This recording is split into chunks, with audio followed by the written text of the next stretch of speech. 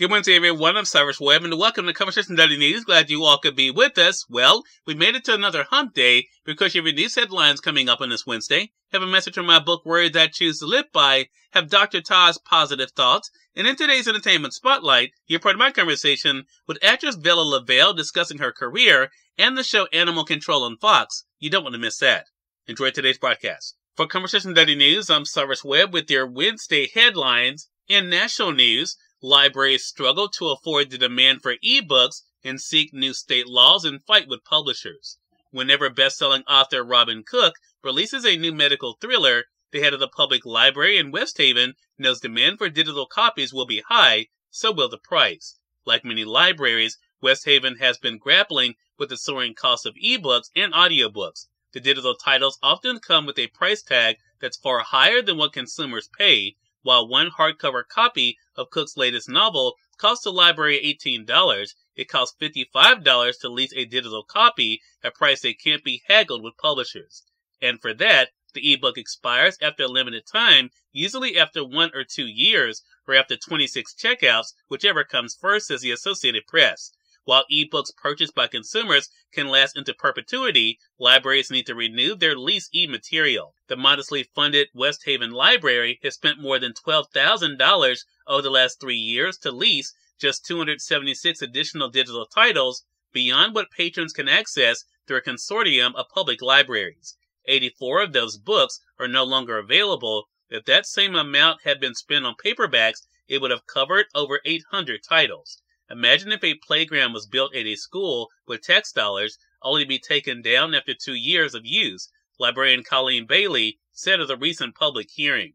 Publishers, however, argue the arrangement is fair considering ebook licenses for libraries allow numerous patrons to borrow them, and the per-reader cost is much less expensive than the per-reader rate.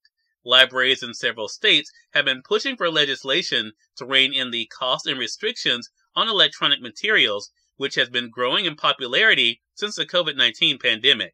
Patrons are stuck on long waiting lists for audio and ebooks, and digital offerings are limited. In more national news, a former Boeing manager who raised safety concerns is found dead. Coroner suspects he killed himself, says the Associated Press. A former Boeing manager who raised safety questions about the aircraft maker has been found dead outside a hotel in South Carolina, according to local authorities. The body of John Barnett, 62, was found Saturday in a car outside a Holiday Inn, suffering from what the Charleston County Coroner's Office said appeared to be a self-inflicted gunshot wound. The Louisiana resident was pronounced dead at the scene.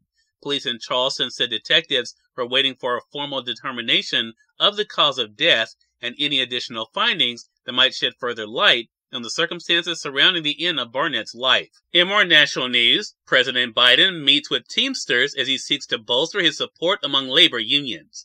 President Joe Biden courted the support of the powerful International Brotherhood of Teamsters on Tuesday, reminding its leaders and members of his record on unions as likely Republican challenger Donald Trump tries to make gains among the blue-collar workers that have propelled his 2016 victory. Biden met with the Teamsters at its headquarters and emphasized the administration's support of unions and his longtime support for the labor movement. Teamsters General President Sean O'Brien said after the meeting that Biden had been great for workers, but stressed there's still a lot of work to be done to bolster unions. There's always a threat to organized labor, so we want to be proactive and make certain every candidate, not just President Biden, understands how important our issues are. O'Brien said this to reporters after meeting with the president on Tuesday. In international news, an aid ship set sails to Gaza, where hundreds of thousands face starvation 5 months into war.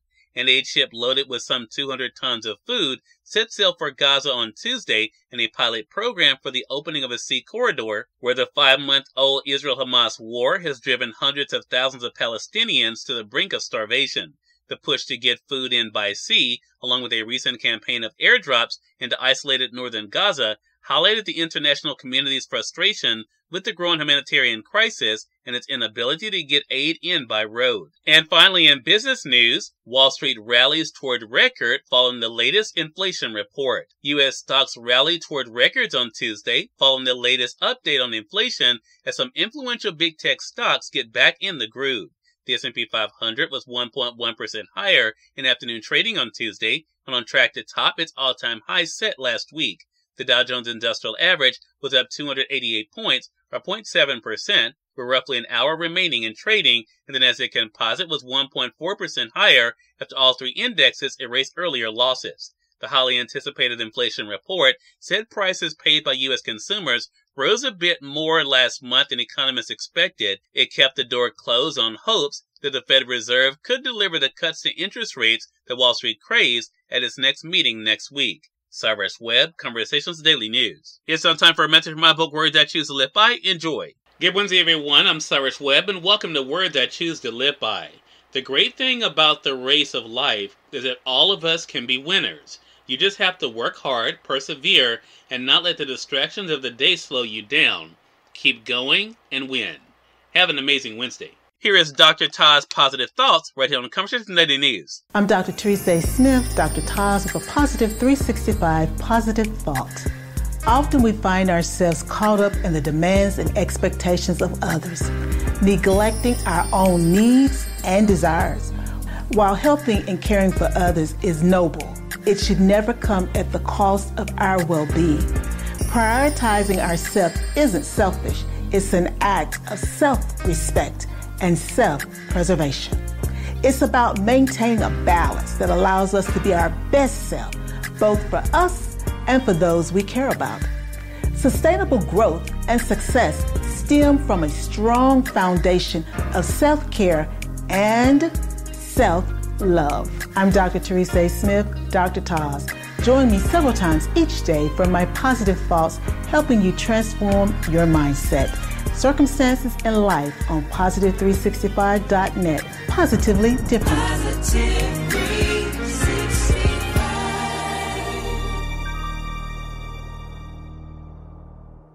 Enjoy our Entertainment Spotlight today featuring actress Vella Lovell right here on Conversations Daily News.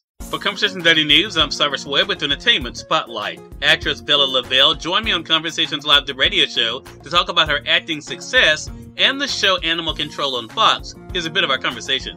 Vella, thank you again for the time. Really do appreciate it. Thank you so much for having me, Cyrus. Pleasure's definitely all mine. When I was prepping for this segment with you, Vella, I saw the video you did recently, and you were talking about your feelings about where we find ourselves now, currently in March, that's celebrated for Women's History Month. And you said you feel the same way about it as you do about Black History Month. It's something we should celebrate every day. So I want to ask you, what has it been like for you to celebrate your own journey every day? Oh my gosh. I guess I am a woman. I'm a Black woman. So this has been my couple of months. It's been, I don't really celebrate myself that much.